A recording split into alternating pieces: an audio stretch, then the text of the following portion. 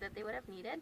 So Francisco de Coronado and his conquistadors accepted our gift, and they peacefully left the area, never to return. And that wouldn't have been until the year December 1598 when another explorer would come up here, much more aggressive. So Captain Juan de Saldivar did come here with a small army of around 30 men. They came to the top of our mesa demanding all the food, all the water from our people. But since it was the middle of winter, our people did refuse. And of course, Captain Juan de Saldivar ordered his 30 soldiers to lead a raid throughout our village here. And that is when our Acoma men would engage in a little battle just to protect his family as well as his home. And the end result of that little battle, Captain Juan de Saldivar would be killed, and of his 30 soldiers, only 7 would survive. But of these 7 survivors, they made their way back to our first state capital, now known as the Okeowinge Pueblo, to alert the then governor, General Juan de Oñate, of the death of his nephew, Captain Juan de Saldivar.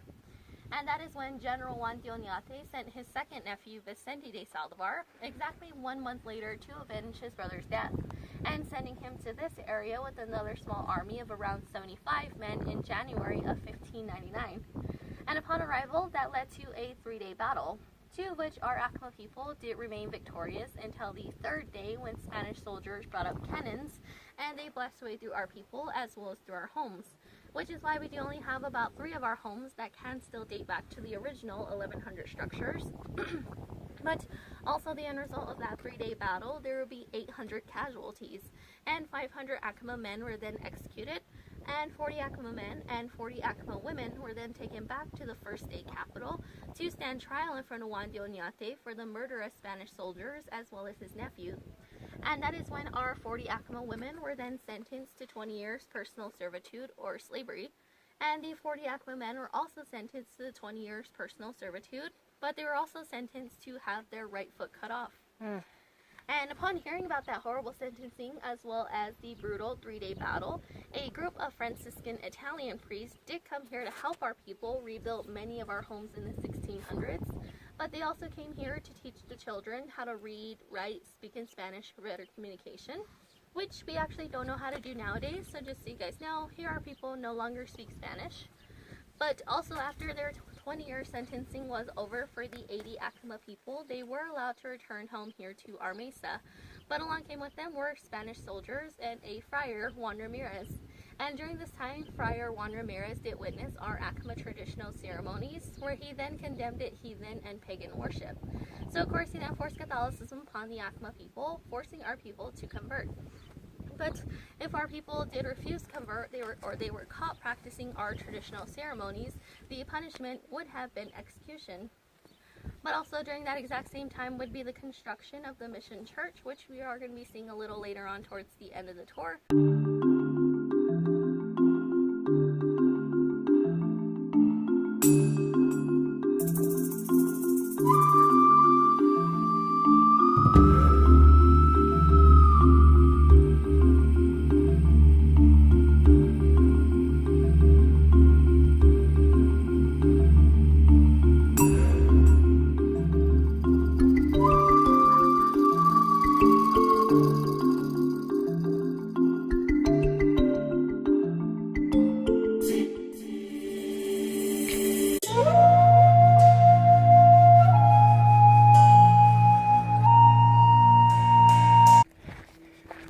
We just hiked down that bad boy behind us, like straight down on rocks.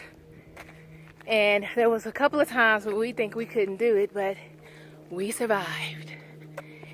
It was intimidating, but we did it. Hey! Hashtag Acapa, what is it? Acoma. Acoma Pueblo. There, what is it called that we just came from? They're Acoma Sky Village. Acoma Sky Village. Seriously steep, and we were all the way up there, and we walked all the way down the rocks, really steep path down to this road. It was no joke, but we did it.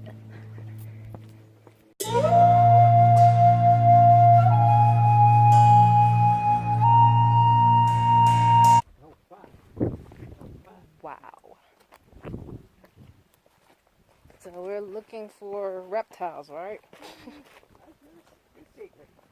Okay.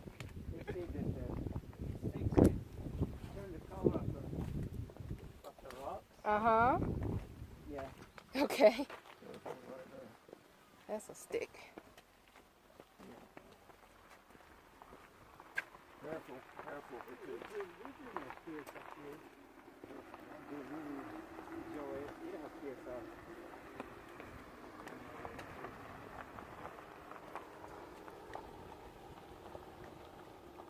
Wow. And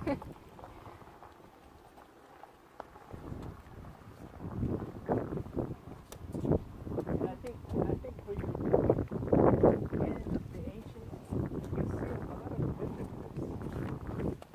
Our ancestral artists. Like these ones where water collects. Mm-hmm. That's what our women used for painting their pottery. Wow. Because they say rainwater is softer.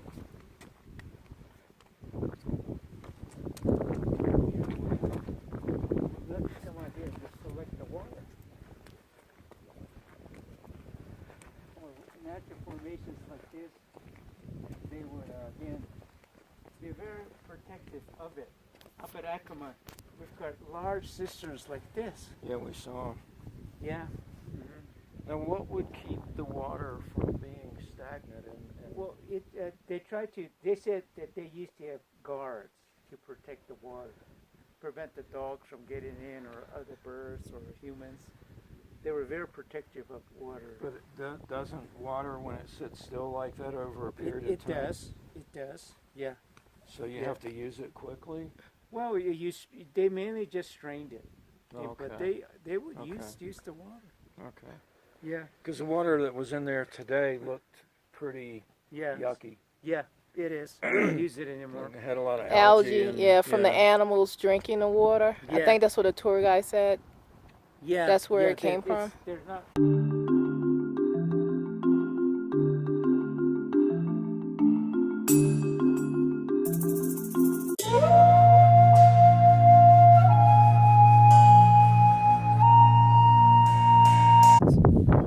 Ground. It was placed inside the holes. Oh, wow. Onto the before one. And then the piles of timber would stand straight up on it. And then the roofing beams will go all